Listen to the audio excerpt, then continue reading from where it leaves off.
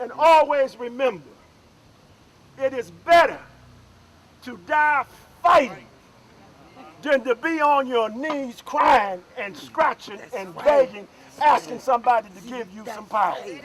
Because you ain't going to get none of it. So if you want to be liberated fighting.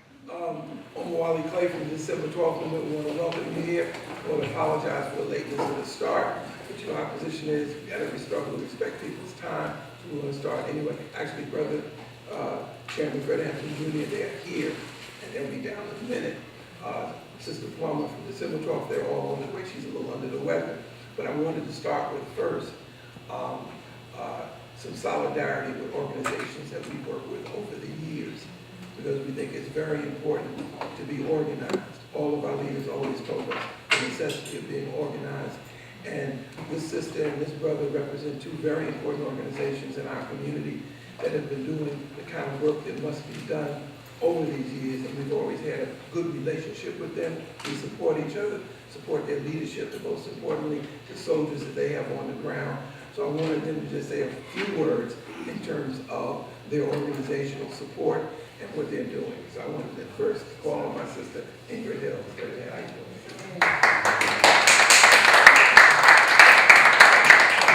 Good doing? morning, everybody. I'm Vice Chair of Internal Affairs for the People's Organization for Progress. We have been in existence since 1983. We fight for racial, social justice, and peace, of course. Economic justice as well. POP is on the ground in all kinds of fronts. Right now, we are on the 69th Monday at the Federal Building in Newark, New Jersey, fighting for the families of Jerome Reed, Kashad Ashford, Abdul Kamal, and Radaz Hearns. 3 of them were shot and killed by police. The young man, Radaz Hearns, was shot, but he survived. He's 14 years old. He was shot in the back. We're fighting against police terrorism. We fight against economic injustice rather, and we continue to struggle. And the reason why we're here is because we support December 12th, their strength, their legacy, their commitment to justice in our community for the African American experience. And I think it's important that we work and collaborate together because we are all in the same struggle. We may use different strategies, but we're all united, and we need to continue to be united in one front. So again, it's an honor to be here. It's always an honor to come and join December 12th. They have a legacy of struggle, of revolution, so I think it's important for us to work together so that we can move our people forward and ultimately gain freedom and reparations. Absolutely.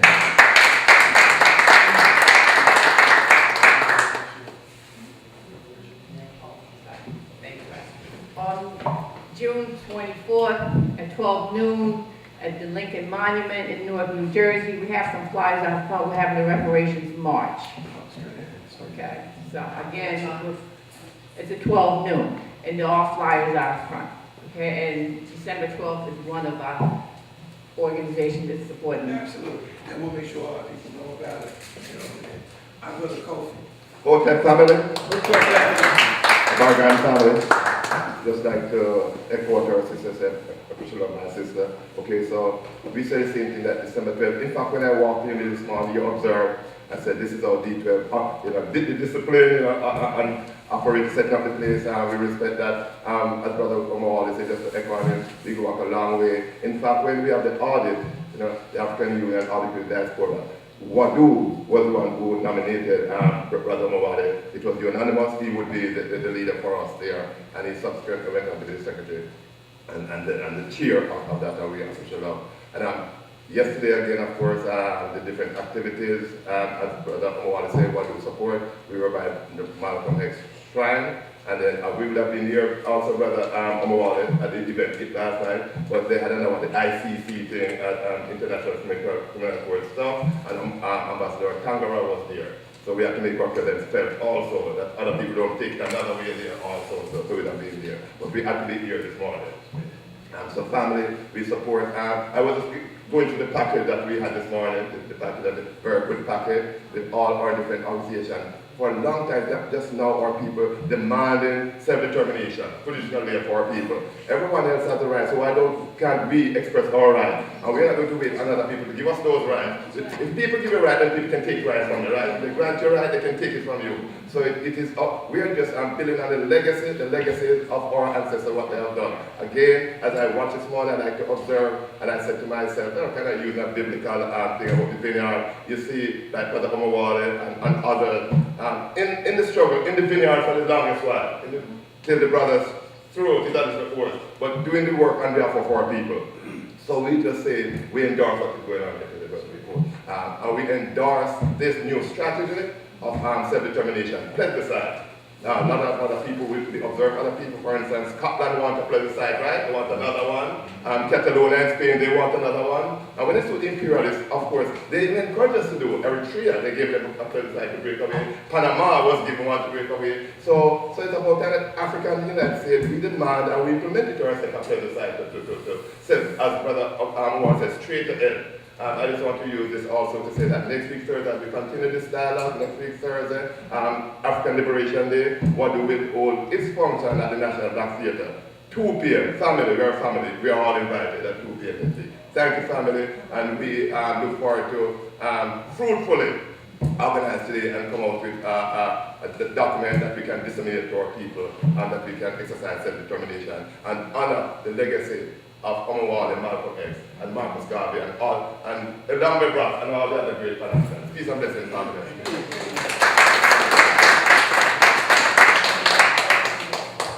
Thank you all very much. Much appreciated. And as you know, the struggle continues, and so we always continue to see each other on the battlefield, and make special recognition of the reparations rally in Newark. We'll make sure we have all that information out to all of our people, and certainly African Liberation Day celebration that Wadu is doing at the National Black Theatre this Thursday. As part of that continuation, one of the things we wanted to do was, the way the chairs are situated. We decided to not just have you talking to us and us talking to you that way. We wanted us looking at each other. So as soon as I finish this, I'm going to come sit down there with y'all and we're going to talk with each other. And in that spirit, what I like to do is have folks introduce themselves. Because this don't happen without the people, and the people, if nothing happens with the people, nothing happens in terms of that. So let me start with the front row right here. Just introduce yourself. You don't have to stand. If you like to stand, that's straight ahead. But we just see who's here. Why don't we start right there?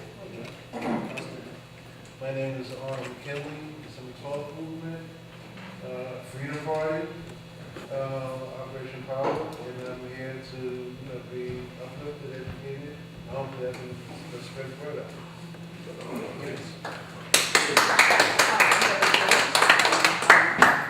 Resident and Parker sent out Steve was very active last January, so his spirit I'm here. He's kind of friend. Hi, my name is Dr. Cynthia King, Cynthia Zhao. I lost my black son to suicide at 42 years old, so I just need to be part of the black experience to understand what my son was going through, that he had to take his life, and he could no longer struggle. And so my mission is now that every time I see a black man, I always encourage for them to continue to go on, that for that whatever they're going through, that they're able to get help, or they're able to seek their resources that they need. And a note is that if you don't know, black men between 21 and 35 is the highest suicide rate. And it's not talked about, it's not, you don't even hear it until somebody you know is affected. Thank you. Yes, I just want to say, I want to let everyone and creating bless all of us and keep us on the same straight righteous path of uplifting our people and doing the things which our people need to be done all over the world. I just want to say that I think it's very important that we should not forget to always teach our young the struggle, the history of the struggle of our ancestors and how it continues. And I just want to say, I'm a former member of the Freedom Party, the December 12th movement. I always would be in my spirit to do that and uplift our people. And I think what we're doing right now is very important. So let's just continue to keep doing it.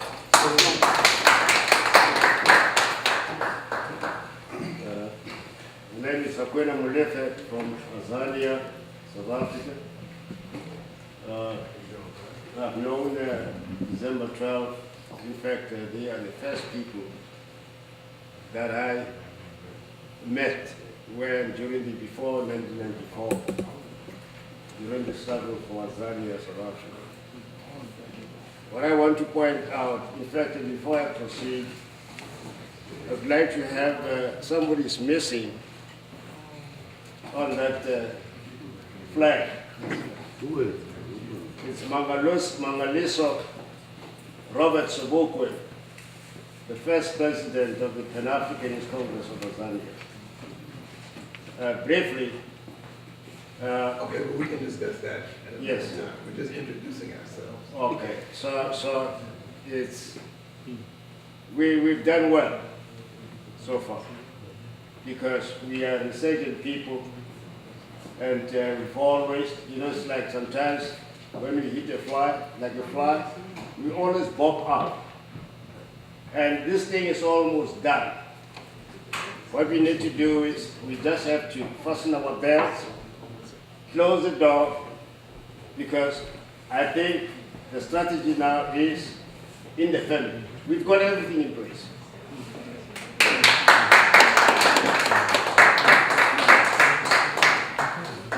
Brother as Matt, December 12th.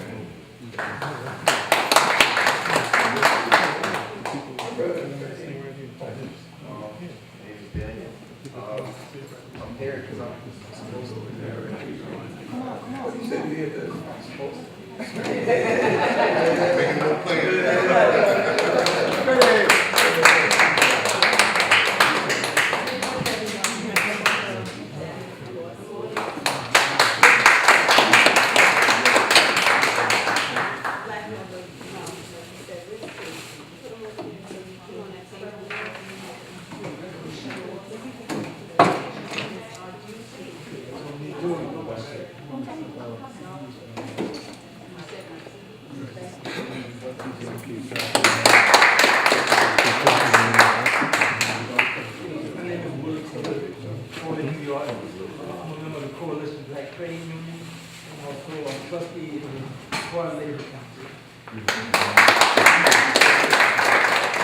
My name is Abdul Haq, December 12th movement. My spirit is always to beat somebody up and stomp some guts out, and that's what we need to do with fascism in 2017. Peace.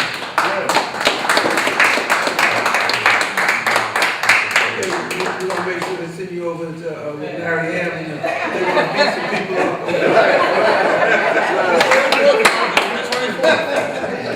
Larry said, "Go on over." All right. My sister.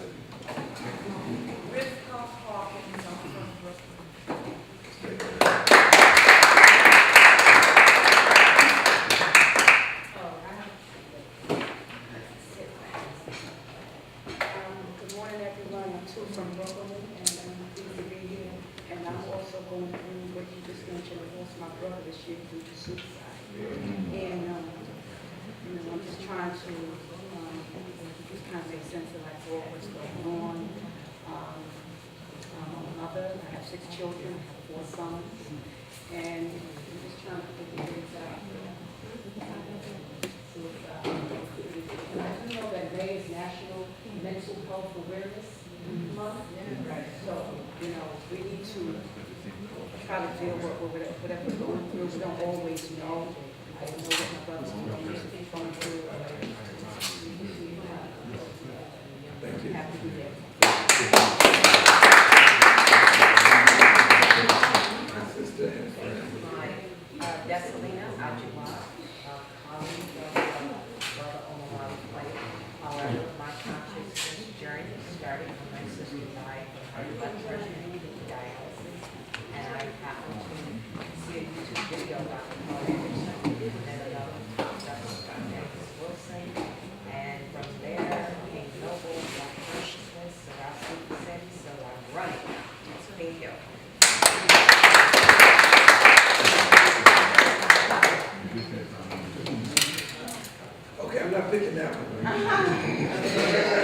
You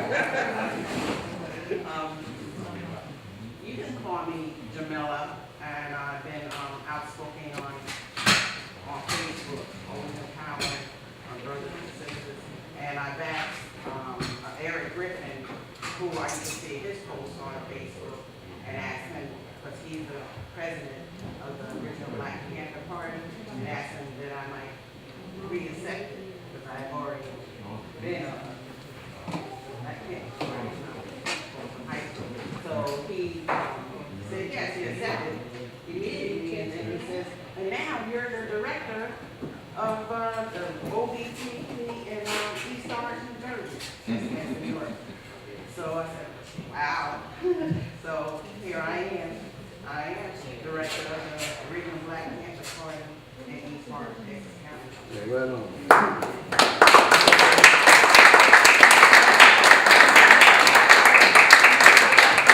Suggested that I come see my people here, People's Organization for Progress.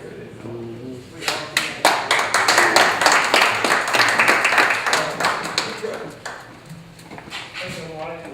My name is Mitch, former member of the Black Panther Party. I currently chair the Black History Committee, Local 1320, here in the city, live in the city, and I'm glad to be here.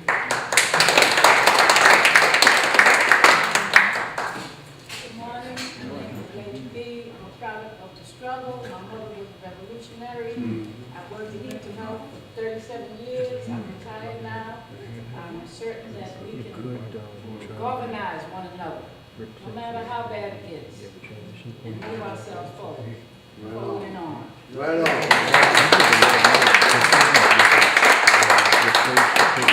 I can cook that again from World Africa Diaspora Union. And what better place to share with each other? What's happening for me? And the citizen stress.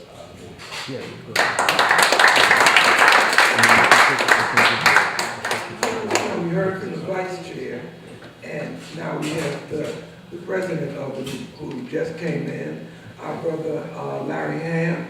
We want to make sure we introduce him.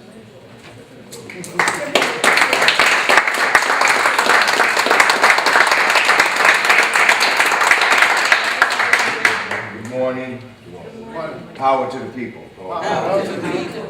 Brothers and sisters, I'm glad to be here. My name is Larry Ham. I'm the chairman of the People's Organization for Progress. I'm glad to see our vice chairwoman is here and to bring greetings to you earlier.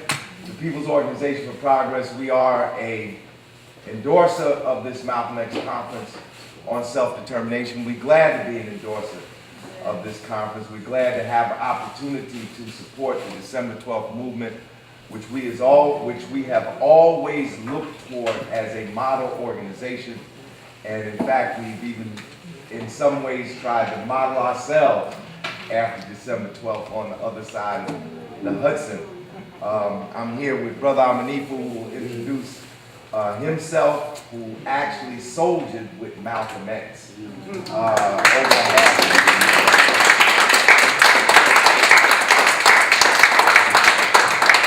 I'm just glad I got here in time to register my presence. We had a world of trouble getting over here, and that's the truth. Today, we've actually been in New York twice today. We were in and out and back in, but we found the church. But it's good to be here, and I'm so glad that we are celebrating the birthday of Omar Wali, El Haj Malik El Shabazz, Malcolm X, who would have been 92 years old had he lived. And,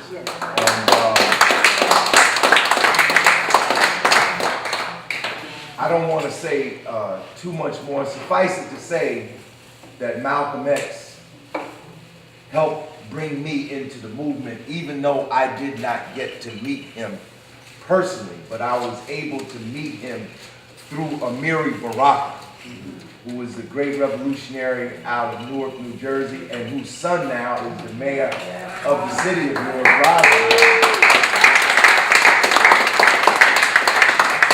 Should I shut up now? Sit down. I can remember, just let me say this, Amiri had headquarters 502 High Street, which was Hikalu Umoja, the House of Unity. And right next to Hikalu Umoja was a store, Nayumba Yaujama, House of Cooperative Economics.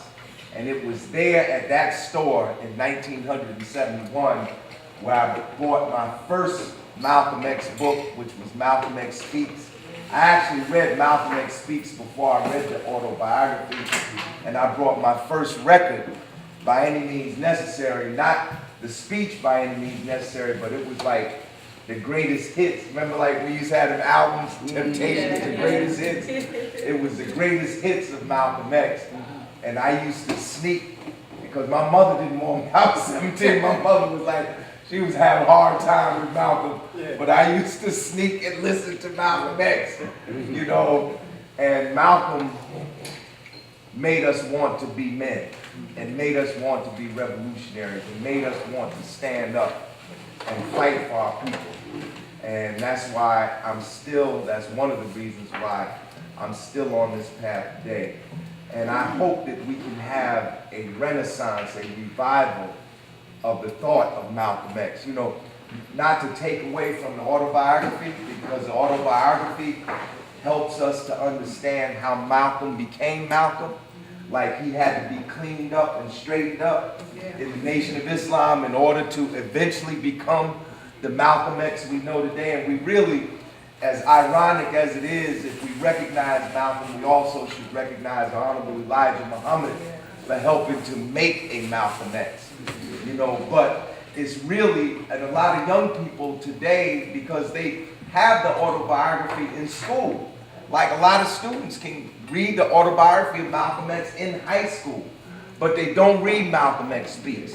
They don't read By Any Means Necessary, the book of his speeches. They don't read Malcolm X on Afro-American history. They don't read the last speeches of Malcolm X.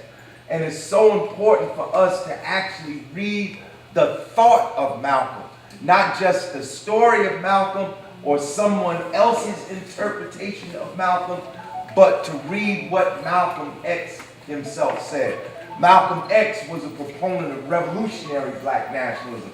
He was a proponent of Pan-Africanism. He was a proponent of internationalism. And at the end, toward the end of his life, you read those last speeches, the speeches of 64 and 65, you see Malcolm making an all-out frontal attack on capitalism. See, we say by any means necessary, but very few people say what Malcolm said, find me a capitalist and I'll find you a bloodsucker. Very few people talk about what Malcolm said, you can't have racism without capitalism, and you can't have capitalism without racism. You know, people kind of forget about the most revolutionary positions that Malcolm took, his attack on neo-colonialism, even his critique of classes in the black community, which was what he was talking about when he said the house Negro and the field Negro. He was talking about the class struggle going on within our community. So we need to revive the thought of Malcolm and the most revolutionary aspects of Malcolm's thought so that that can guide us and build in the movement we need to build today. Because the best tribute we can make to Malcolm X is to build revolutionary organizations and to build a revolutionary movement for the revolutionary transformation of this economic system and this political system. That's the greatest tribute we can make to Malcolm X. Power to the people.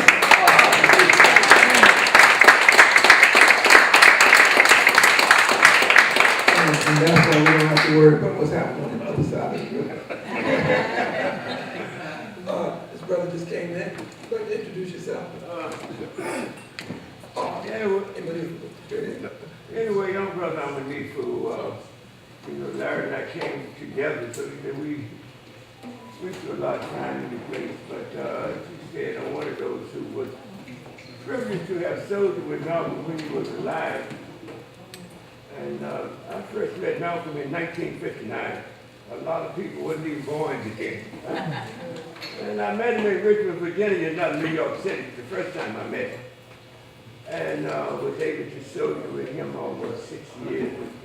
I was also at the meeting that caused him to get suspended from the Nation of Islam. That was at Manhattan Center, you know, right up the street from the present day Madison Square Garden. And every time I pass that building, I always think about that. But not long after that, I moved to the West Coast, and I was out there for almost 10 years. I was a member of us, the group that founded Kwanzaa. And in the early days, we, the Black Panther Party, had a good relationship. Y'all know what happened eventually. But all of the early leaders of the, I would tell mostly with the West Coast Panthers. And all the early leaders of the West Coast Panthers I met and working on a personal level. People like Bobby Sears, Huey Newton, Eldridge Cleaver. I was privileged to have met and interacted, you know, with all of those brothers. And one of my better friends out there, believe it or not, in the later years was Geronimo Pratt, a great brother. And he was the one who really probably did more than anyone in Los Angeles, you know what I mean, to really build the Panthers in the kind of movement where they could withstand those attacks from the police. They had one of the most vicious police departments you ever find, but I'm just giving some general information here. But when I see the growth of the interest in Malcolm over the years, it's very gratifying. And I think it's one of the great things that's happening now. And there's a few of us around who interact with Malcolm, especially here in New York City, and also over in New Jersey, you know, where I am. So, but I'm just glad to be here, and I'll, you know, be talking with you all while I'm here.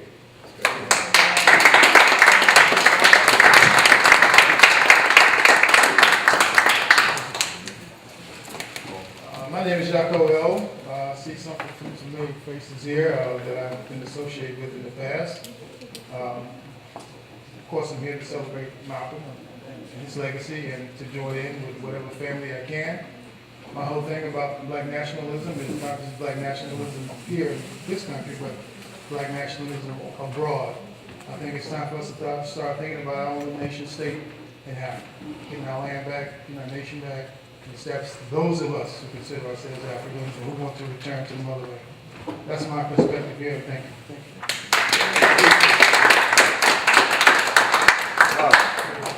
You want to introduce yourself, sir? You don't have to stand up.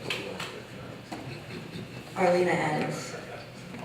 I'm with Learn in Your Space. It's a literacy development organization.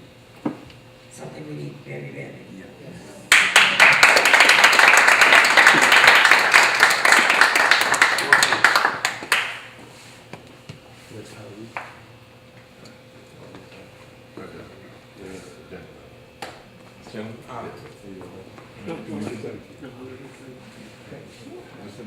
What's your name? Noble Grant. And I'll have to later. Okay.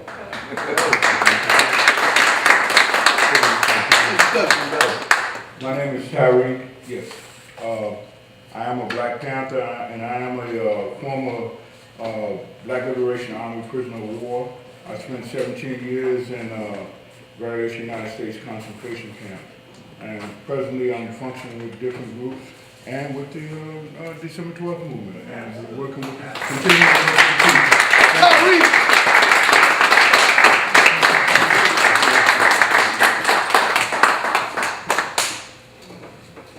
Peace.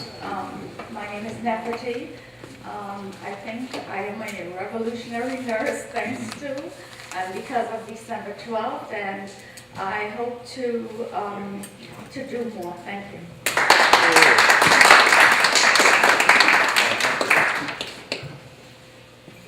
My name is April, and I'm very, very glad to be here. I'm with the December 12th movement, and very glad to see all of you.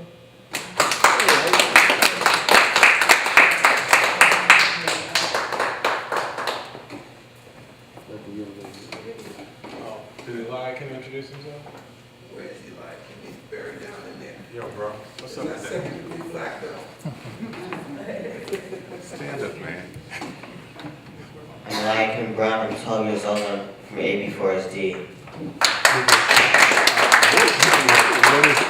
tell people what AB4SD is? What is AB4SD? You told people they don't know that. I forgot the initials mean. African Brotherhood. I forgot what the initials mean. Huh? Not what the initials mean. African Brotherhood for Self-Determination. It's the African Brotherhood for Self-Determination.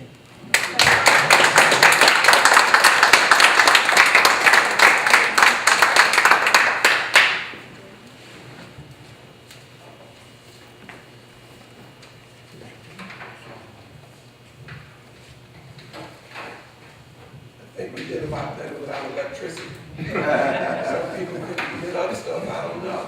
I think we can get up earlier and go to bed earlier.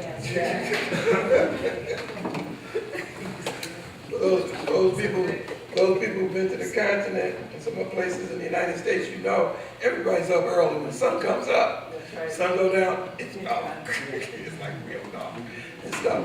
So, you know, just in the process of just welcoming you here, straight ahead. Straight ahead. And like we said, you know, sometimes we have, sometimes we have conferences and we have panels and we put about 5 people up in the front. And by the time they finish talking to you, nobody has time to talk about anything. You know, we didn't want to do that. You know, we wanted to have a couple of conversations today. You know, Larry Ham has always introduced what's on his mind. and I'm glad he introduced that, because let me tell you, this is not a conference of Republicans or Democrats. This is not a conference of people who support capitalism. This is a conference to really dig at the question of the fundamental contradictions that oppress our people. And we've always said, we understand the nature of capitalism because we were in fact capital. There would not have been any capital. And one of the things we said yesterday, you know, Chairman, that I don't think you got a chance to hear was, I said, there's a young poet who wrote a piece one time about cotton. And, you know, my son gave me a piece about it because, you know, the enemy doesn't tell you what he doesn't want you to know about him. And so he always wants you to think you arrived here or we've arrived here based on what he's done. So he always wants to minimize what we've done. And he gave me a piece on cotton in terms of the international nature of global economics and how important cotton fields in Mississippi and Alabama, how those cotton fields generated an entire world global economy built on our labor and built on our genius, because we know Eli Whitney didn't invent nothing. But the point is, though, and we say this, we pick so much cotton, we should never have to pay for anything. We should just be able to go in the store and get cotton. Whenever you see cotton, don't get no polyester, no rayon. Go get you some cotton, you know, in terms of that. But our conversation today, and if you notice the packets that we put there, was we wanted to start from that position of the movements that have existed and erupted out of our liberation struggle. Because if we don't discuss those again, we kind of end up starting all over again. You know, I was talking to the chairman, and in fact, let me not do it that way.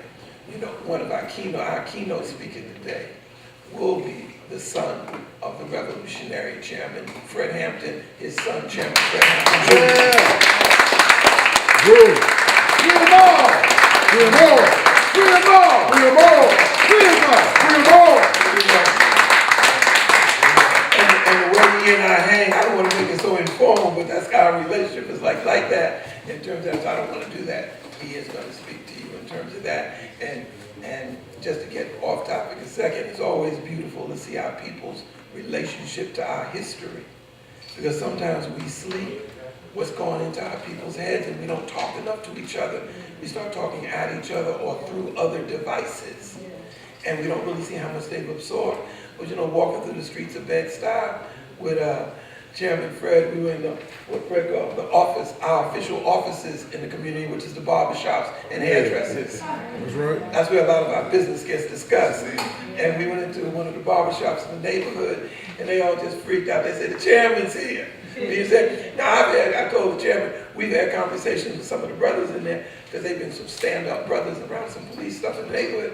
But one of the brothers came and said, I've been talking to these young people about COINTELPRO, what they did to your father, all this stuff, you know, here you are in the barbershop, you know what I mean? So it just goes to the nature that our struggle is so national, it's so global, it's so Pan-African, and the information sometimes we think is not being passed on.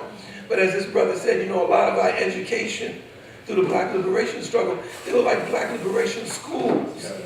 They were like colleges, underground, that we were teaching each other, not through the universities, but through knowledge. Just the way brothers used to take young brothers who come in to the concentration camps.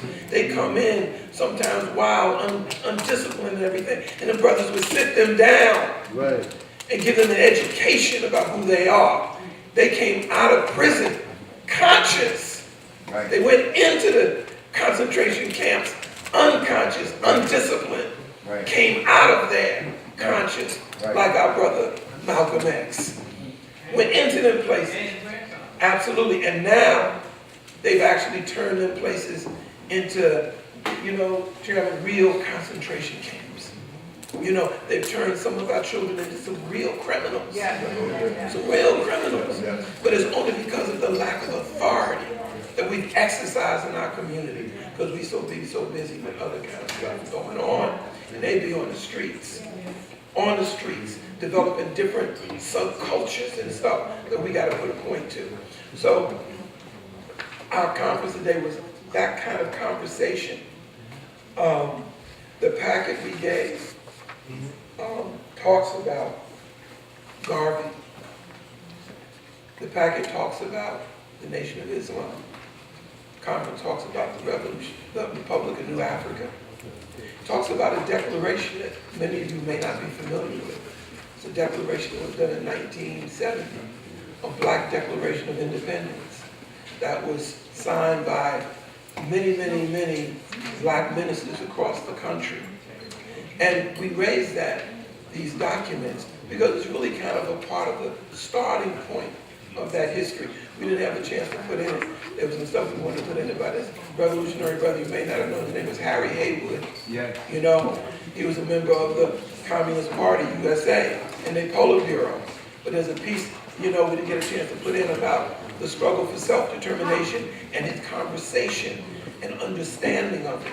Because understand something, the legitimacy of us struggling for self-determination, real self-determination, is an attack on the very fundamental system that oppresses us. Because see, we have a right to be self-determined. And because we're not self-determining, our lives, as George Jackson says, have been butchered. That's why he said, I will not be counted among the broken. I will not be counted among the broken, because he understood how broken some of us have been.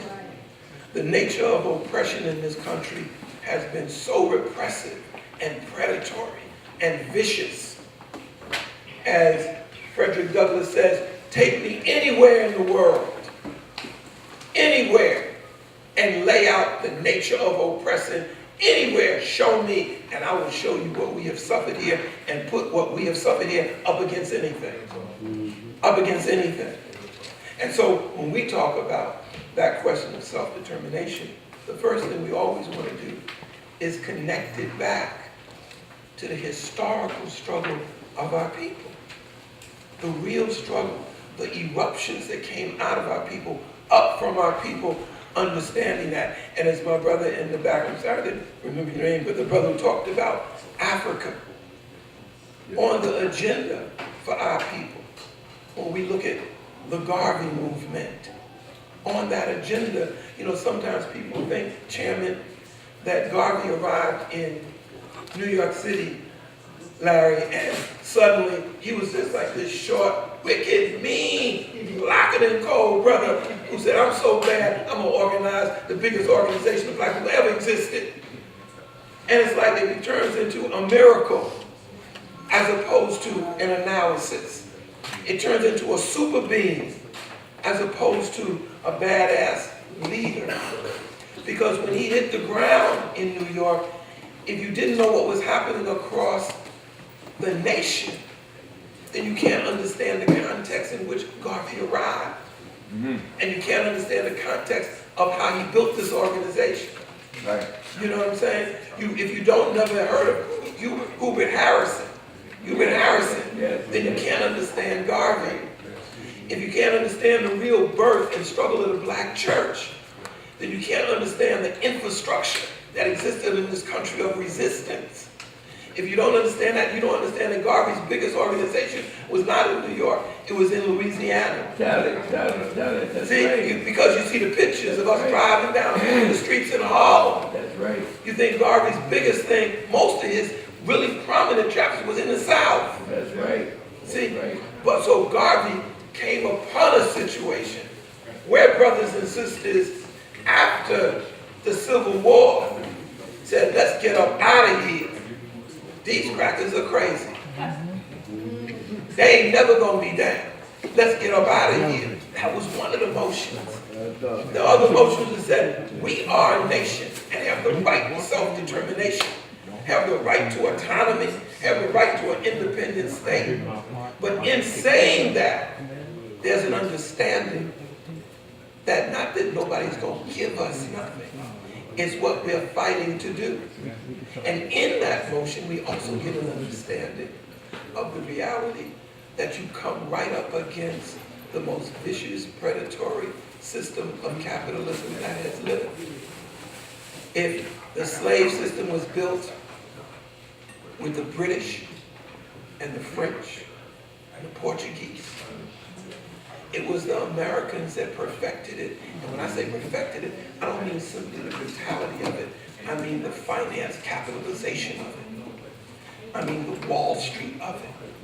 To the point of when they weren't even dealing with slavery in terms of the trade, in terms of bodies, they were dealing with the financing of it. The real nature of finance capitalism. So our struggles around self-determination genuinely then come at the core and essence of our oppression from colonization and imperialism, so that we don't have any confusion. And so when you look at Garvey, and you look at the Republic of New Africa, and you look at the Nation of Islam,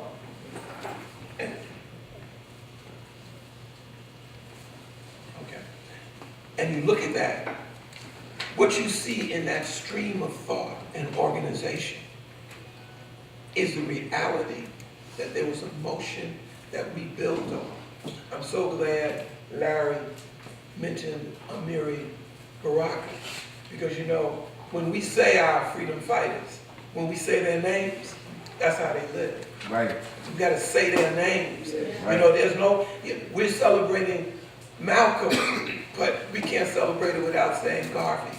We can't celebrate it without saying Amiri Baraka, who told me, Larry, at the Millions March in Harlem, he was getting in a car, and this is just, you know, Amiri Baraka.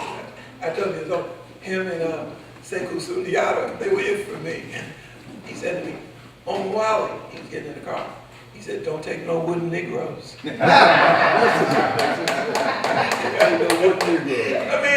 mean, genius to take the word and shape it into like a dagger in the heart of the enemy. Right. And like a platform and a rocket ship under your spirits. You know what I mean? That's what he was. I'm glad you mentioned him, because we've lost some folks, but they live on because they left us a legacy. We got to say their names. Right. And say their names. And so that's why we call folks together today for a conversation and some struggle and conversation. And, you know, under the principles of unity, struggle, unity.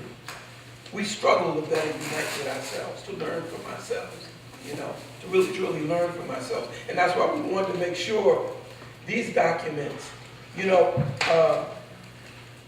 the Panthers said in their 10th point of their program, and they were some brilliant young brothers and sisters, brilliant, Because you know what they did? They put them out and said, make it plain. It was real simple.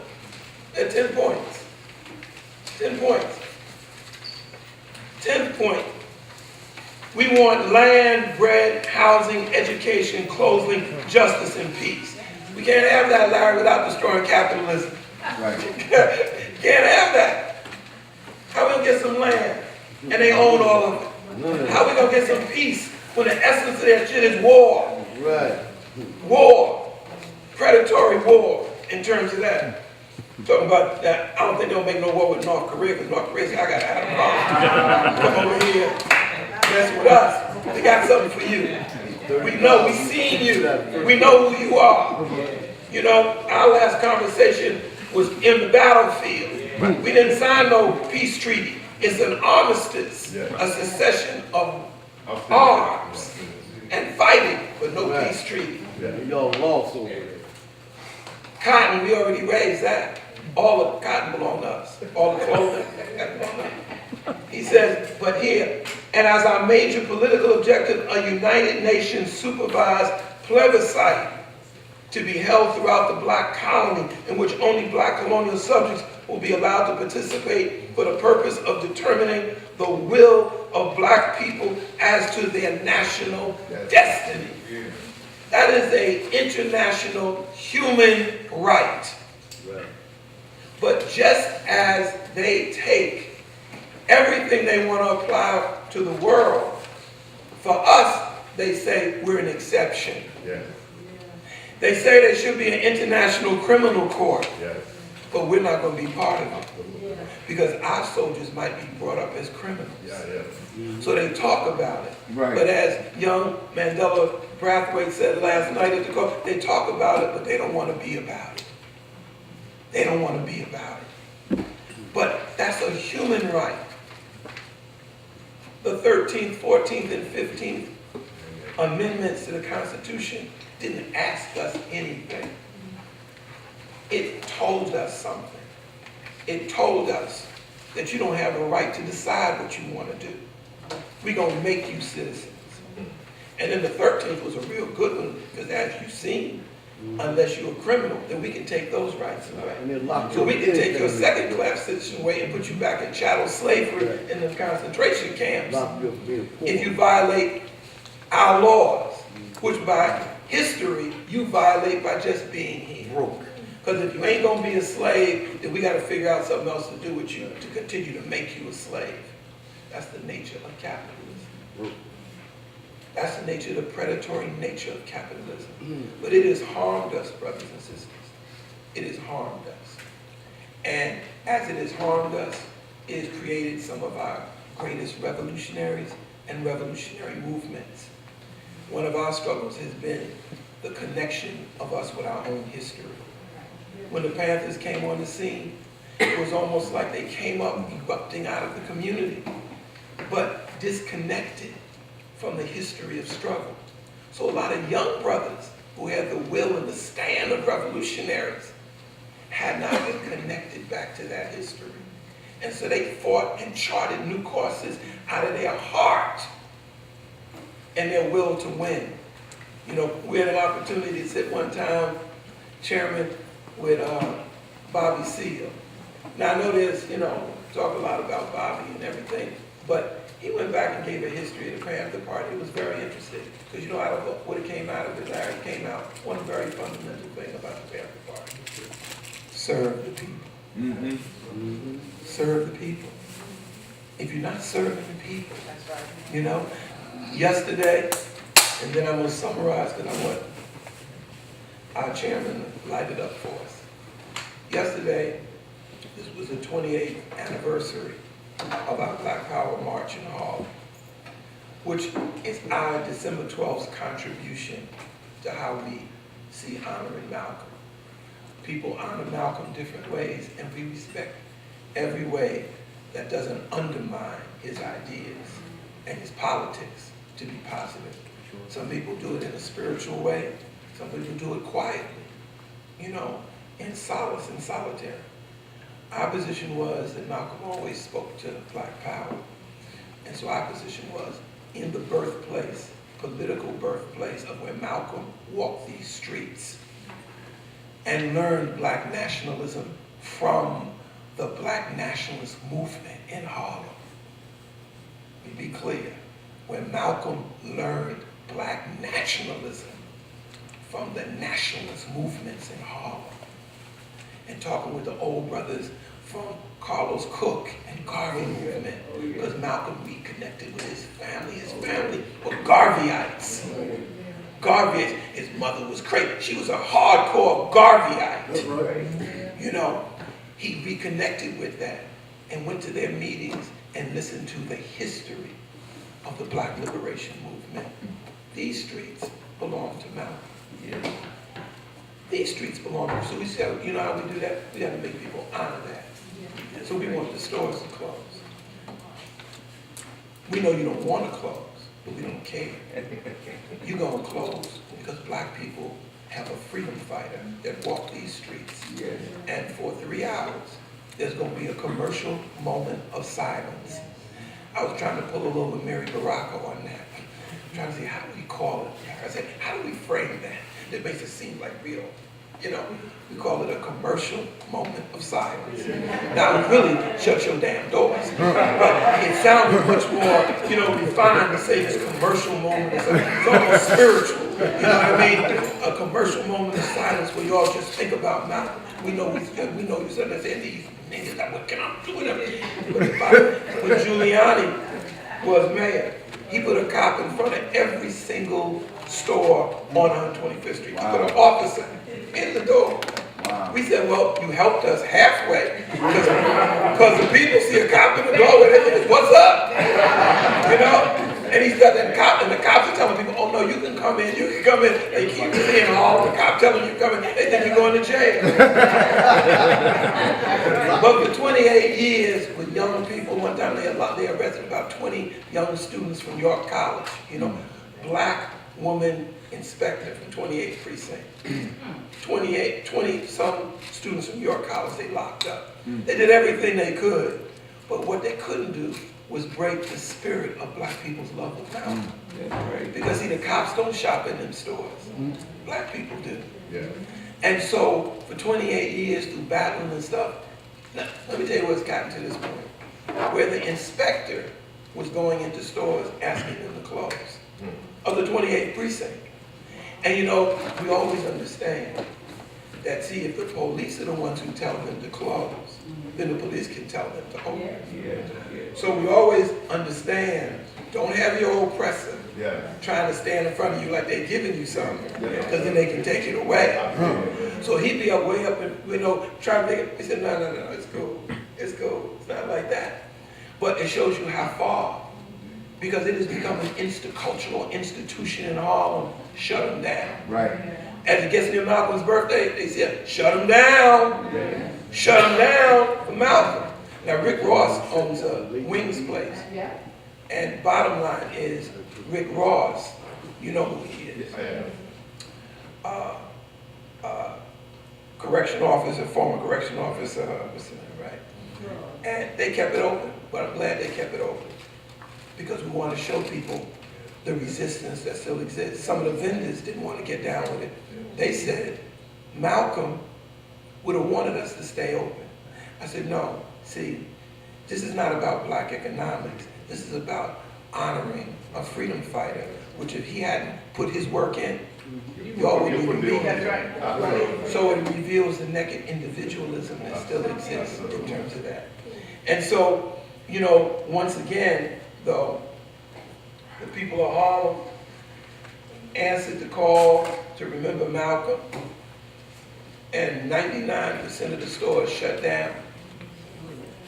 99% of the stores shut down. People came back from the gravesite, joined the line. Once again, it was a powerful expression of our love for Malcolm.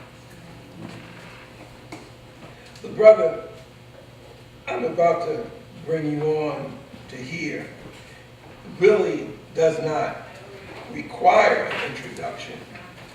And Roger, one of our great international human rights attorneys, is back there telling me, oh, Wally, you're talking too much in terms of that. But he doesn't require an introduction but I'm gonna give him a short one anyway. And not only is Chairman Fred Hampton Jr. here, but also Brother Giovanni, Fred Security. Yeah. And one of the Panther Cubs. This brother and I go back a little bit, you know, not long enough, but not short either. But as he says, real talk. But you know, as Amiri did, and as Malcolm did, and so many of our brothers and sisters that have walked our streets, some have a way of connecting with our people, that the people know that they're one of them.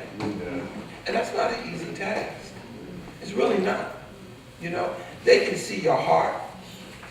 They can see if you're for real or not. If you talk loud, if you use a lot of words, if you talk in poetry and all of, they can see all the way through that and know whether you're for them. It has to come from what you believe in your heart. You know, now I'm not a metaphysical person at all, but this brother was born out of revolutionary struggle. And he was born out of the attacks and murderous plots of our enemy. Yes.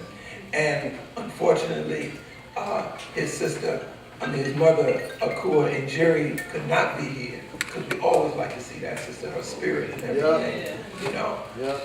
But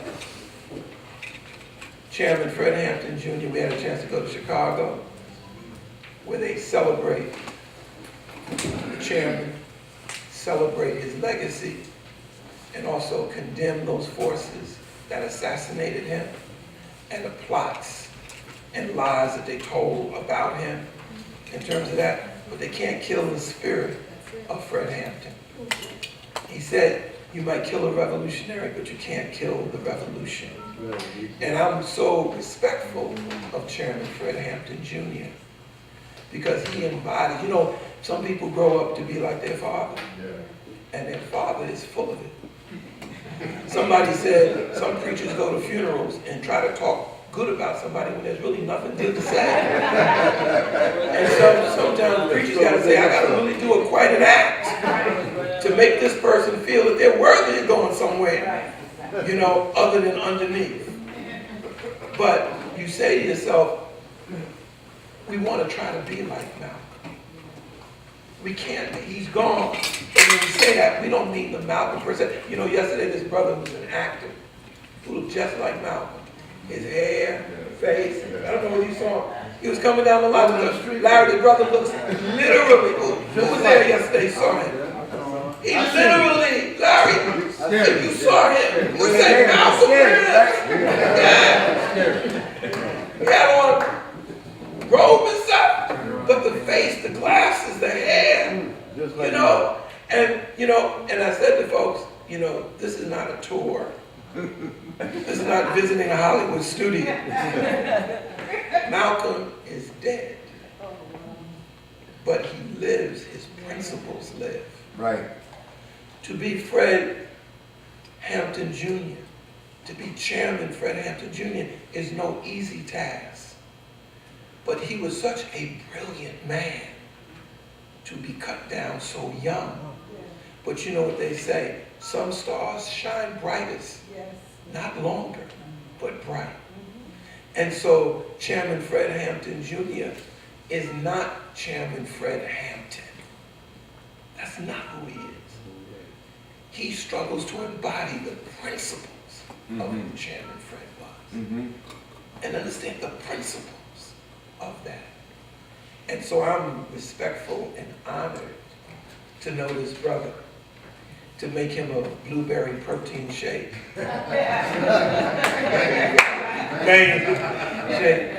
And to once again,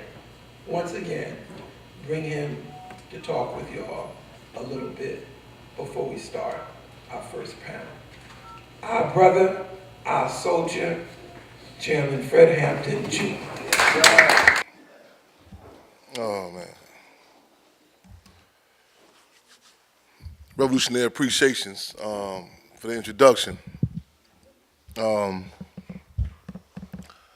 still on cloud 1,000, or better yet, as Chairman Fred Sr., Chairman Fred would say, you did, one of his quotes, I said it yesterday, one of his quotes was, too proletarian and revolutionary, intoxicated to be astronomically intimidated. Again, too proletarian and revolutionary, intoxicated to be astronomically intimidated. In other words, too high up to people to be shook up.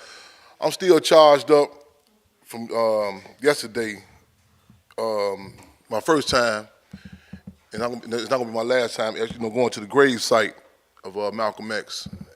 And it was an honor to do that, you know what I'm saying, and I'm honored and humbled to be here. On behalf of my mother comrade, Akua and Jerry, formerly known as Deborah Johnson, who was here last year, she was unable to make it this time. December 12th, they tried to make it happen, you know what I'm saying, but unfortunately, she got bogged down with so much in Chicago, she couldn't make it, but she definitely sends her revolutionary love and greetings. And you know, seeing Forces Tariq, Hart, Omwali, so many other forces, and chairperson December 12th committee,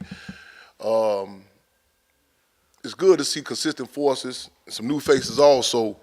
And I was commenting the other day, I was sitting outside a sister place, and I talked about when I was held captive in the concentration camps. For those who, not politically correct, we still refer to them as prisons, but when I was held captive in the concentration camps, I would make mention about when they would have us on what was known as the circuit. Now, technically, they say the circuit is outlawed, so they don't call it a circuit no more. Circuits where they bounce you around arbitrarily, your mail never catch up with you, so on and so forth. So after we expose the contradictions about the circuit, they say, okay, the circuit is not, not gonna have a circuit no more, so they're gonna just quote unquote transfer you. But one of the things about that, when they would move me around places, different concentration camps, there were certain individuals, when I came back, when I was brought back, I would ask, as soon as I got there, I would say, okay, send word to such and such on this gallery or this cell, let them know, that I'm back, I want to touch. And sometimes brothers would ask me, say, Chairman, how you know who is still consistent? Like, you know, some forces that saying that you didn't ask for, they was stand up when you got took out of here 2 years ago, and saying, why you didn't ask for that person? There are certain forces that you just know that are consistent. That are consistent, and there are some forces, saying that, and it's not no slight, that a lot of times go whichever way the wind blew, and this is not nothing. There's just something within our community. I use the analogy like, contrary to what a lot of us have been told about the American Revolution, where they say they give us this propaganda that everybody was following this thing. Where Patrick Henry was saying, "Give me liberty or give me death." The deal is, even with the American Revolution, Thomas Jefferson said that 1/3 was for it, 1/3 was against it, and 1/3 went whichever way the wind blew. And that's a reality. And struggle, we can romanticize it, so we hear about different names, different individuals, different organizations, and it's idealistic to believe everybody is consistent, everybody, is front line and hardcore with that, But the reality of it is that's not the case. The reality is we must have a structure so the state, so the system cannot be able to pick out the weak links, so see the kinks in the armor. But again, I want to do a clenched fist salute to forces who are consistent with this struggle. That ain't no easy thing. That ain't no easy thing. Again, I'm glad to be here. And this day, Malcolm, we got this mantra with our organization, the Black Panther Party Cubs. We say we are the great-grandchildren of Garvey, the offspring of Malcolm, and the ideological cubs of the Black Panther Party. And this is done for a number of reasons, because the deal is, as Brother Omwali talked about earlier, a lot of times when cats engage in struggle, they have like a reactionary response. In fact, I got my group of forces in Chicago, one group I refer to as my Plan B guys. And they don't really come to all the political education classes. I bring them out at certain times, so on and so forth. But a struggle I have with them a lot of times, they think that this is something new. This is the first time that we're being attacked. And a lot of times they look at situations subjectively. And that's a setback even within our struggle. A lot of our people deal with attacks subjectively. In fact, we got a quote say, subjectivity stunts one's ability to make proper summations. Subjectivity stunts one's ability to make proper summations. Because you viewing it, you listen to a lot of people talk, they say me, I, you know what I'm saying? It's individualism, and imperialism breeds that, individualism.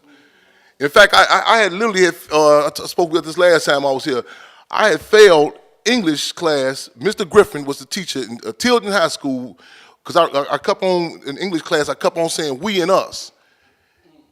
And he kept on trying to explain to me. He said, no, he said, you doing, in this case, it's I and me. So he went and got the principal, Mr. O'Danick, and they brought the principal down to the classroom, and so he brought another white man down. So he said, okay, now this, he said, let me explain to you again, this is how this is in English, this is me and I. I said, we ain't really hearing what you're talking about. You know what I'm saying? We come from a communal people. You follow what I'm saying? And the deal is, we cannot afford the luxury, you know what I'm saying, to engage in individualism. You know what I'm saying? But the sad reality is, a lot of times, we respond to attacks a lot of times. You know what I'm saying? When you listen to people, they'll say, this happens. Even like one of the setbacks, even with novice or new forces or people who've just been attacked. You know what I'm saying? Like I get calls from people, and they tell me the police done something to them or their family, like it's the first time it ever happened. Now, real talk. And it's good because it brings some energy. But the setback of it is, it's like a dismissal of everything that happened, not the last few hundred years, yesterday. You follow what I'm saying? I mean, you know what I'm saying? And the organizers, we gotta, still say, bring that fresh blood in, but you understand that there's a skeleton that's been dealing with this for a long time. You follow what I'm saying? Matter of fact, there are carcasses and cadavers, there's dead bodies as a result of the same police terrorism. Bring the energy, but there's a heart that learn, there's a history here with that. And that's important that we talk about, you know, saying struggle and attacks in the context of historical analysis. You know what I'm saying? But that's a struggle even within our struggle. Because, you know what I'm saying, to be able to take the information, the deal is, as organizers, I tell you, we have to take the information, but the vanguard leadership has to provide the summation. You feel me? So, and we have to do it when it's consistently and understand that a lot of times we go through highs and lows, and you know what I'm saying? It's an unpopular position. In fact, Minister U.E.P. Newton, one of his quotes was that one of the most difficult jobs of being a revolutionary is fighting in the interests of a people who even at times do not even know their own interests. That's a hell of a thing, hell of a task. You know what I'm saying? And this is a genre where, you know, there ain't no big payoff and you might not live long, you know. But I was listening to just some of the stuff, some of the information with the introductions. And it was phenomenal. The brother said I'm here because I'm supposed to be here. Right on. I'm glad you made mention, sister, your brother, in regards to the suicide and the mental health.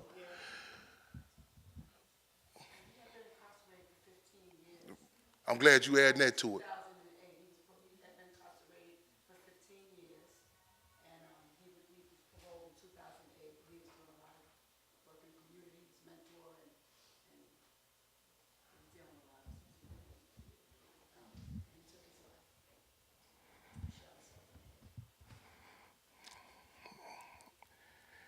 A lot of times when people hear me talk, they say, oh, here comes Chairman Fred Hampton. Yeah, whatever we talk about, he always want to blame the system or blame the white man or blame the government. And we do. Yes, sir.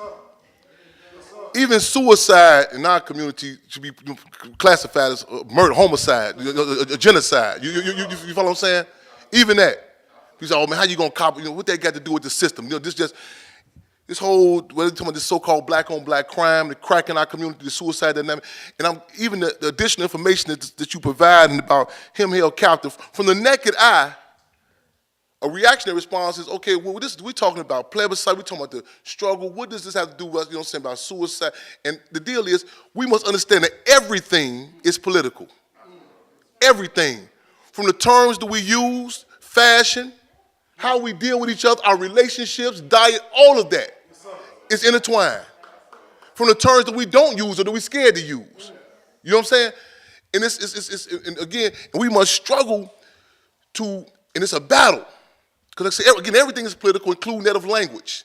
And it's a consistent battle because a lot of genres, a lot of arenas, and I don't want to seem like sacrilegious or nothing like that, but a lot of different venues, they afforded the luxury to have reinforcement. In other words, like if you say something, I'm doing, you have to battle with your family or your community. They say, okay, I understand that you don't do that because the church don't allow you to do that, so on and so forth.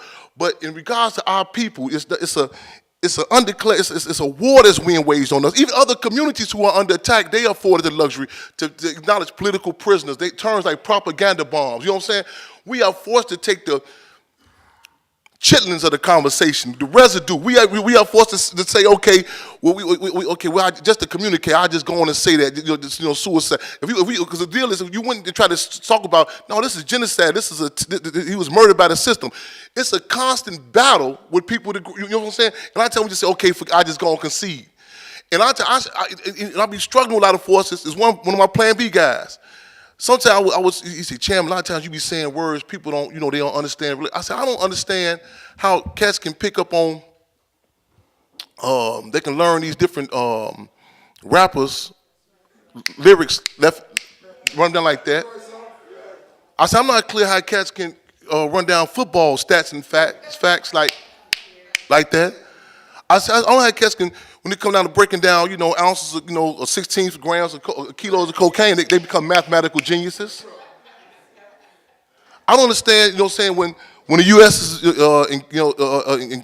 attacking some of the locale, you can hear people on the street corner saying, well, we going our route because Saddam violated the no-fly zone, and they can break down these military differences. I said, damn, who is this nigga talking about? You know what I'm saying? How people can, how quickly, or how people who have catch, of the lay can explain to me about the overnight, the electoral college, and you know what I'm saying? And I say, how did they learn this quick? You feel what I'm saying? The deal is we fight a lot of stuff because the state is not giving us permission to speak politically in regards to what I'm saying, our summation. You follow what I'm saying? Even on the plane on the way here, young lady was sitting next to me, just young lady. I know she's in her teens. So I just had commonplace was for to read the Diary of Anne Frank. You know what I'm saying? The white girl, I was watching it, you know what I'm saying? And I thought back when I was held captive in one of the concentration camps in Stateville, in particular, a place we call Deathville. And I remember this brother, his cat name was Big C. He had like a history on the streets. And I recall we was in the cell, and some actual footage of Rwanda, the carnage. We were taught to believe this is the Tutsis and Hutus, or the black on black crime. We didn't give us the background about the French and the Belgians, the role the imperialists played setting it up. But just the dead bodies floating, and you know what I'm saying, and the brother just moved like it wasn't nothing. And then a movie came on, literally, the Diary of Anne Frank, about, some people debate if it's actual, it's fiction or whatever the case may be, girl in Nazi Germany. And this cat who's a legend on the streets. So I'm on a bunk, and he was like tears, like sniffling. Yeah. Seriously. No, real talk. So I said, man, what's happening, So I said, so this is a thing in the prisons or the camps. A lot of times, you don't just ask cats what they locked up for, or what's going on. So I said, damn, maybe the guard brought the mail and some bad news came in. So I said, man, brother, the mail run come yet? He said, no, man. So I say, we good? What's happening? You ain't see this? See what? The movie, the Diary of Anne Frank. This was actors and actresses. I said, no, I'm kind of twisted, bro. I said, they just show real black bodies in Rwanda. You know what I'm saying? Black bodies, no response. But you seen the emotion, you know what I'm saying? It's because they afforded the terms. The term genocide didn't become a word until it happened to white folks. Prior to that, we you know what I'm saying, with Hitler and Mussolini, when they were attacking Africans, we had these terms, Africa Corps, these different, you know what I'm saying, it's euphanized, it's these nice terms, you know what I'm saying? So with our pain, with our struggle, we have to struggle. Consistently, whether it be within our communities, our families, whatever. And I had to get to the point where a lot of forces around, your family members. Sometimes I would say, because one brother told me, he said, Chairman, he said, I see what you're saying. He said, man, that's like your religion, man. He said, I said, yeah, man. I said, I dig. I said, revolution. I said, no disrespect, brother. I said, revolution, my religion, man. I say, man. Then I get to the point, I said, you know what? I'm tired of playing games with you, man. I said, I'm not going to water no words down for you. You know what I'm saying? This is this. You know what I'm saying? I said land grab. I ain't say gentrification, land grab. You follow what I'm saying? And it's a battle. We can get to the stage, and this impacts everything in relationships. I remember some years back, I'm going to some years back, This sister, I found myself, I started to tell her, like, it wasn't even about the resource thing. I'm going to work. Like, so couldn't even see. It was around New Orleans, around after Hurricane America. A lot of people call Hurricane Katrina. We say Katrina ain't kill nobody. You know what I'm saying? Get credit where credit is due. After Hurricane America. She couldn't see me. I said, we get a delegation. We going down to New Orleans to respond to Hurricane America. Man, it was like, what the fuck? You couldn't even relate to what I was talking about. And this, and then when it was other state-sanctioned spokespersons or official people when the state had said there was a problem down there, you know what I'm saying? They said, oh, that's really good that you're going. You follow what I'm saying? And a lot of times people, they need the state or white folks to acknowledge certain things. But we can't afford the luxury to wait on that. And we got to see, even our conversations, we got to understand that conversations amongst the colonized community is contraband. Conversations amongst the colonized community is contraband. They kill cats like us just for talking. A lot of these organizations you be seeing that they be having on Fox News or whatever, they be, yeah, man, we'll be right back with such and such. And, yeah, white man, you the devil. And white folks be just sitting there, applauding them. They letting you know these toothless tigers. The state know who's a problem. You follow what I'm saying? They know who's a problem. We must understand that in certain cases, just the conversation alone is a problem to the system. And they know our potential even we don't know our own potential. Like professional dog breeders, they would study your site. They would say, if this person with that person, it's a problem. This one cat told me, this is right after the situation, a lot of guys who had got tortured in Chicago by the police, a big thing by Lieutenant John Burge, who got exposed by the torture in Chicago. So I was coming down to the federal court building one time, and this was when Lieutenant John Burge was fighting a case about lying to the federal government. Not about the torture. So this is even when white folks implement justice, it's still a statement with it. It's a statement to you that, no, his crime was lying to white folks. You know what I'm saying? He never was charged about the electroshock and Jack and Andrew Wilson on their private parts and handcuffing them naked to radiators. You know what I'm saying? What John Burge was convicted of was lying to the feds and asked him a question about it. That was the crime. But a brother named Darby Tillis, who was one of the guys who was tortured, he said to me, when I got the bus, I never forget it, got downtown Chicago from the federal court building. He said, man, Chairman, was you tortured by this dude? I said, no. He said, how do you be coming down here for us all? He said, some of these guys down here, they got all these big settlements. They don't give you a bus card or nothing. They got big cars and stuff. They go back and get white lawyers the money. How do you consistently come down here on a bus? You know what I'm saying? This Darby Tillis, he's dead now, and obviously he died of natural causes. The state killed him. And I remember when he said that, you know what I'm saying? And Commandante Che Guevara said, I told him, it's a revolutionary, no matter how preposterous or crazy it may sound, is guided by the most sincere sentiments of love. And that sounds crazy, a lot of people, talking about love for the people.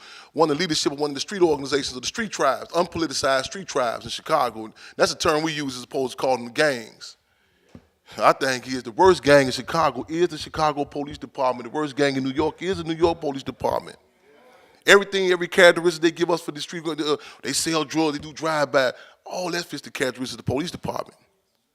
But this cat that told me one day, he said, yeah, man, it was like a standoff one time. And he said, yeah, man, he said, man, you crazy, man, talking about you dying for the people. And my response to him was, I said, it's cats who dying for cars, drug strips, and you say, I'm crazy? And this was back in 1990. Ironically, like a week ago, he had just sent word he locked up, and he sent word to his other brother, he said, that chairman, no man, nothing but respect for him, keep doing what he do. And so you can't kill cats. You know, Brother O'Malley talked about the principle. You know what I'm saying? The stance they represent. You know what I'm saying? And we gotta make sure that we fight to preserve that. In fact, we say our legacies are more important than our life. We gotta make sure we cross them T's and dot them I's. We need prototypes, examples, and templates. You know what I'm saying? Of how we dealt with like situations beforehand, how we gonna deal with them now.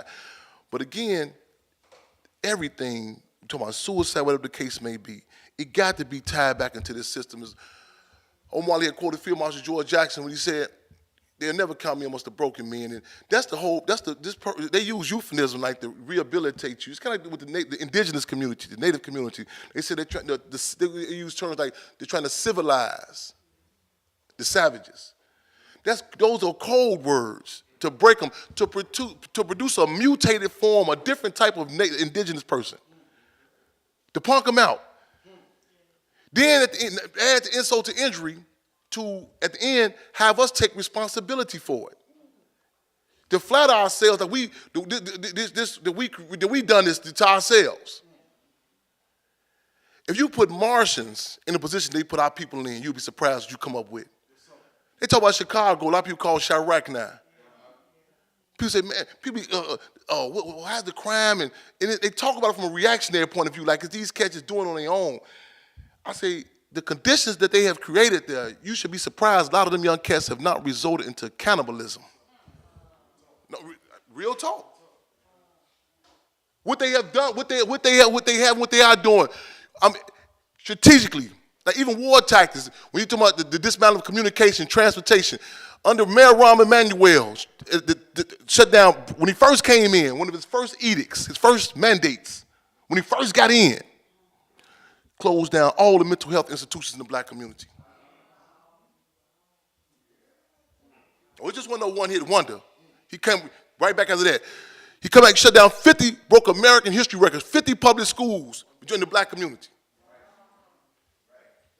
Transportation, shut down the trains in the red line. Red line is right in the hood. Strategically, Chicago is historically a structured place. It was and remains to be one of the top segregated cities in the country. In fact, it was so structured that Chicago was the last major city that crack cocaine was able to be brought in to.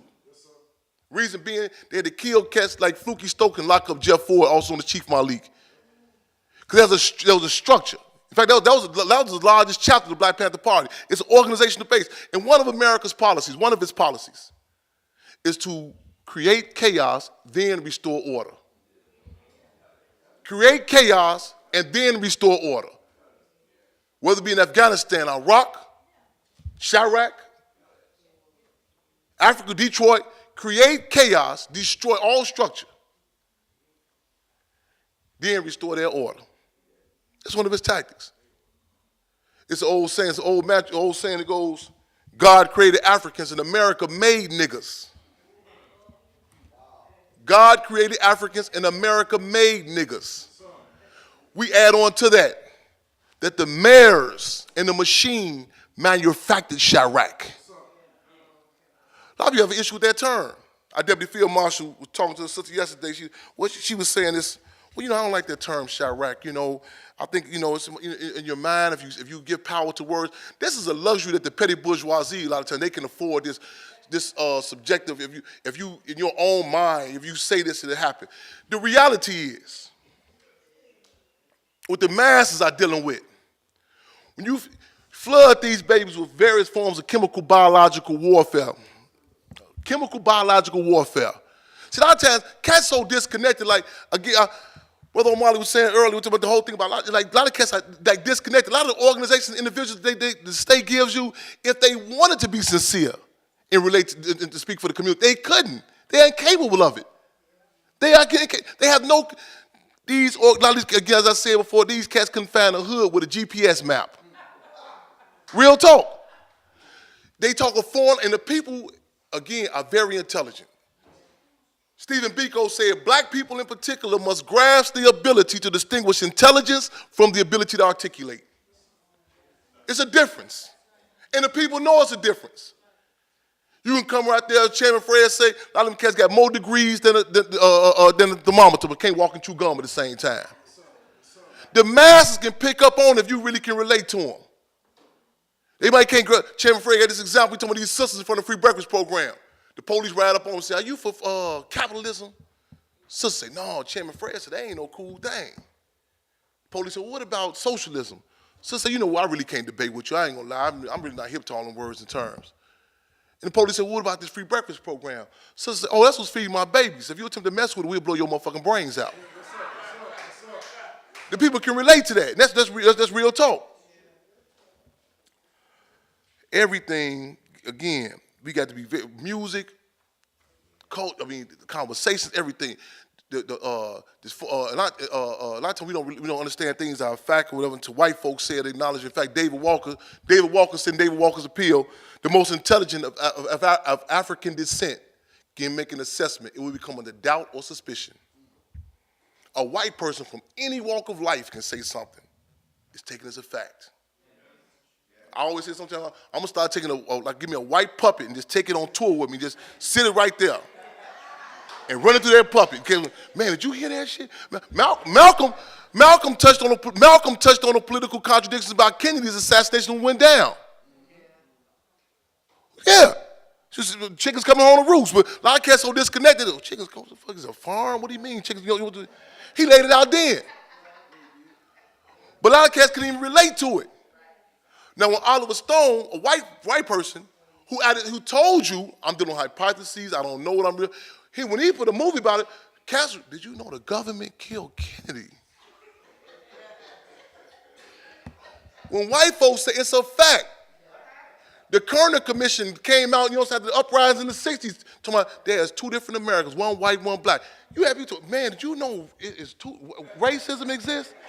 You could have asked my man in front of the liquor store this 30 years prior to that. He'd have told you right there what's going down. Our communities are pregnant with potential. There are geniuses amongst us. And the majority of them don't fit the confines of the characteristics that the state give you. You look at the quote-unquote education of people of Malcolm X, the colonial education. You're like, wait a minute, how much schooling did he get? These are geniuses within our, our communities. But if you wait on the state to define, to recognize them, they're going to give you this sanitized, they might give you some trained individuals. It's a difference between being educated and being trained. And we must be able to recognize that. It's like there's a difference between liberating and stealing. There's a difference between reactionaryism and revolution. And we got to be able to pick it up. And again, our conversations amongst the colonized is contraband. When I was held captive, one of the places they took me to was Tam Supermax. They shut it down now, but Tam Supermax. This is a place that they had built up horror stories about, to keep prisoners in check before the place even opened. Because I was kidnapped in 1991 at various law enforcement agencies, ATS, CIA, you name it, every alphabet, all the alphabet boys. And I was subsequently sentenced to 18 years by Judge Michael P. Tooman. And the case was in response, after the uprisings, the rebellions in Los Angeles, and the verdict in the Semi Valley about the LAPD beating of Rodney King.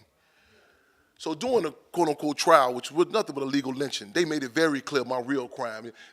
Aren't you Fred Hampton Jr.? Don't you believe such and such? Didn't you say such and such? Nothing about the alleged case. So I was subsequently sentenced to 18 years, and at that time you would serve at minimum half of the time. I was transferred virtually to every concentration camp in the state of Illinois. In fact, the place Menard, they give me the moniker Deja Vu, because I was there in 1999. My father, Chairman Fred, was there in 1969. And when I got there, I recall I was placed in isolation, North Seg, and some of the brothers had been there since 1960. They were still there. They hollered upstairs, say, "That's the chairman, he upstairs." Yeah, he say, "Man, this is the same cell house." I said, "What?" He said, "Yeah." He said, "You say same section." He said, "What gallery you on?" I said, 7. He said, "Yeah, well, this is the same." He said, "What cell you in?" I said, "You know what, brother, we're gonna end this conversation here, because this is getting a little too eerie for me." I said, so they called me Deja Vu.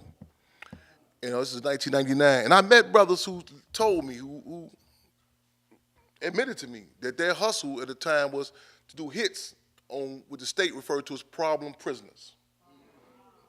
Cup of coffee, just to get out the cell, whatever the case may be. And some just do it, from the prison administration.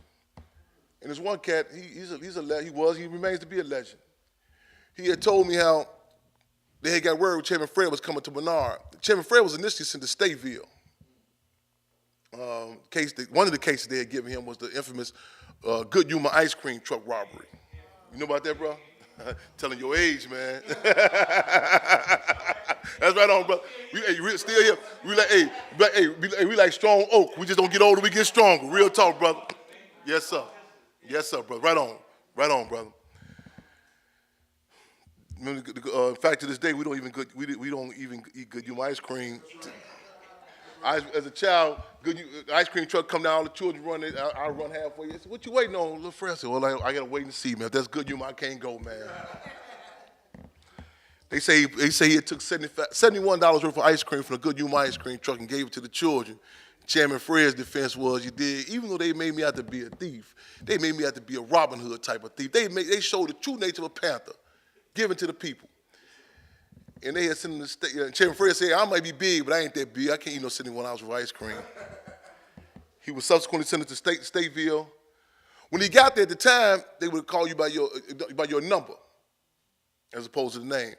Whenever they approached him, his only response, if he responded, was, "I am Deputy Chairman Fred Hampton, Illinois Chapter Chairman of the Black Panther Party." They had deemed him to be what they referred to as criminally mentally insane. Kind of similar to that. This ain't no new tactic. Kind of similar to that of the era of chattel slavery. Y'all knew the classification of draptomania. Draptomania was a thing that they classified. They classified you. You tried to run away from the plantation. You had a psychological disorder. You was crazy. Draptomania. And a lot of people would say, "I don't want to be around you because you might catch it." Yeah. Me and a lot of people still suffer from this. So when they sent him there, they transferred him to Menard. When he got there, I met some of the guys. Their plans was to hit Chairman Fred as soon as he hit the prison yard. And they told me, they told me, they said, "Man, when he got there, they said, man, Chairman hit that prison yard, man. He popped them politics. He laid it out." He said when he got through, they told the warden, "We own the chairman's security. Anything happened to him, we holding you accountable for it."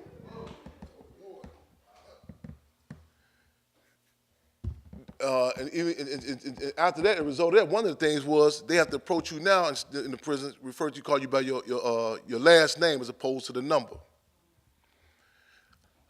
To this day, they got pictures of me and Chairman Fred in the gun towers, in particular Menard, and also if you get caught with a photograph of either one of us, you get 6 months added to your sentence, 6 months isolation, and 6 months commissary denial. They don't want us to remember our legends. They don't, you know what I'm saying? It's not by happenstance, you know what I'm saying? So it's ironic, Malcolm said, we talked about the March on Washington, where the state say they would take it, if they can't stop it, co-opt it, water it down, change it, make it something it ain't to be. He said, like coffee, for it to wake you up, he said, they make it put you to sleep. And that's what they try to do with forces such as Malcolm X and others. We can't take this for granted, you know what I'm saying, that we have this conversation. We have to be consistent with this here. I got a charge up yesterday, just the mobilization hitting the streets with the people. And this should be common practice with us, you know what I'm saying? We can't afford the luxury to say, wait till election time come around, wait till we become politically correct, wait till Black History Month come around. Intertwine in our relationships, our discussions, the gossip on the block, the hip hop, the poetry circles. It's common conversation about forces such as Malcolm X. You know what I'm saying?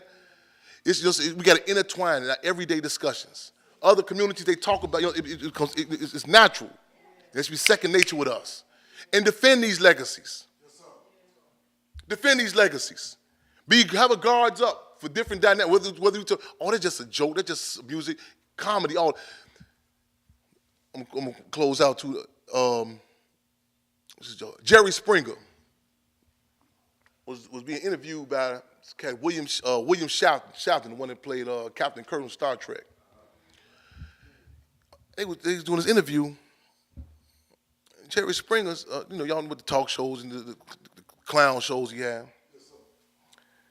But he had said something to William Shatner that he said his grandmother was a victim in Nazi Germany. And she would tell him about the propaganda that came out through the Fuhrer, Hitler in Nazi Germany. They just, prior to the gas chambers, they would come with make a joke about their respective community. And he said his grandmother told him, "You be careful of how people make comedy about your people." I said, "Dig this. This is Jerry Springer." I said, imagine this. She told the importance of that, even comedy. So we must understand that everything is political. See, like even when I was held captive, I mean, you know what I'm saying? Some of the young guys, they would come in, even the way they joke, you know, I say, look, brother, I don't play like that. That ain't funny to me. I don't play like that. It's just, a lot of people say, oh, that's just music. Everything is political. Terms, words, fashion, everything. We must understand that. We must understand to be able to distinguish. There's a difference between a war and a revolution. A war is you have two occupying armies where you suit up and you boot up and you get down with the get down. A revolution when you gain the minds and participation of the masses of people. Everybody might not be on the front line, get down. But again, the state can't pick out the weak links. It's an atmosphere, it's a climate. In the 60s, you see the Black Power movement, it's an atmosphere where it forced James Brown to say, I'm black and I'm proud. He had a whole different song playing there first. Real talk. It was charismatic representatives of the movement, such as H. Rod Brown, known as Emmanuel Jamal Amin, and other folks that literally put the heat on him. You better go back in the studio with that garbage you talking about. He came back out to when I'm black and I'm proud. He couldn't have pulled that stunt he pulled in that Rocky movie with the red, white, and blue drawers on, talking about living in America. It was a climate where the devil disciples in Chicago got to publicly say, we now renown ourselves to be known as the black disciples, as opposed to devil disciples, due to political education we received from Chairman Fred and Black Panther Party. It was a climb where Marvin Gaye was able to go against Barry Gordy and them Italian gangsters who really ran Motown Records, and someone put this song out, What's Going On, whether you like it or not. It was a climate where it wasn't cool to tell me you finna snatch this sister's purse. It was a climate. The state smelt it. It was a climate when the solid scrolls was on the land on the run, where cats was putting scorched earth or graffiti on the walls, you welcome them, come hide out here. It was a climate where children were standing with honor and pride and say, my daddy locked up, my mama in jail. Because it was clear, even though they may not knew, they could articulate, it was a sentiment with William Thoreau, wrote in Civil Disobedience, where people understood in an unjust society, the only place for a just man, we're going to paraphrase it, a just man or a just woman was prison. As opposed to a climate where we've been bombarded with so much propaganda, we believe that there's a so-called war on drugs. Where children are denying, I ain't got no daddy. How we view prison, it's a concentration camp. Ain't no war on drugs, ain't no war on guns, ain't no war on gangs. It's war on our black asses. Real talk. And so we have to be upfront about it. Other people are afforded the luxury, again, to recognize they're political prisoners. What they call propaganda bombs. We call it love and hip-hop shows. We're told to call it that. With the Alcoholics Anonymous say the first step in addressing the problem, recognize that we got a problem. Ethnic cleansing. I'm rapping the force in D12, like they pushing this ethnic cleansing. We have to. People stop. People say, well, people don't understand that. No, we have to up the ante, y'all. We have to up the ante. Real talk. And see, even I think what Lenin may have said. What takes people 20 years to learn in ordinary times, they can learn in 2 years in revolutionary times. What takes people 20 years to learn in ordinary times, they can learn in 2 years in revolutionary times. Class is in session, y'all. Real talk. Free them all. Power to the people.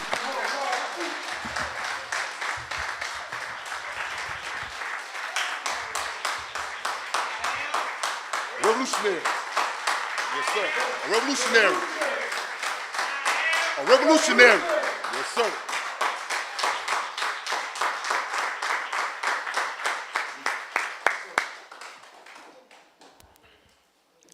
Love this brother. Love this brother. Let's give the brother another hand.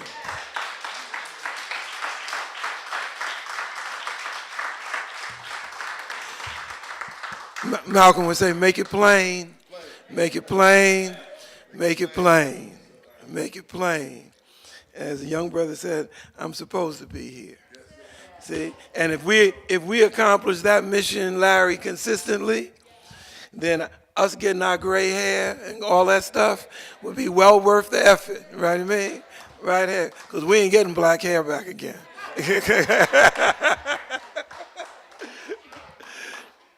Straight ahead. We're going to move right into, we're going to end this podium thing right here. And we just want to kind of get into a circle, just have some conversation of two of our brothers, Brother Jamal Johnson and Roger, who always is our timekeeper. You know, he's the one who always says that's too long, that's too short, you know.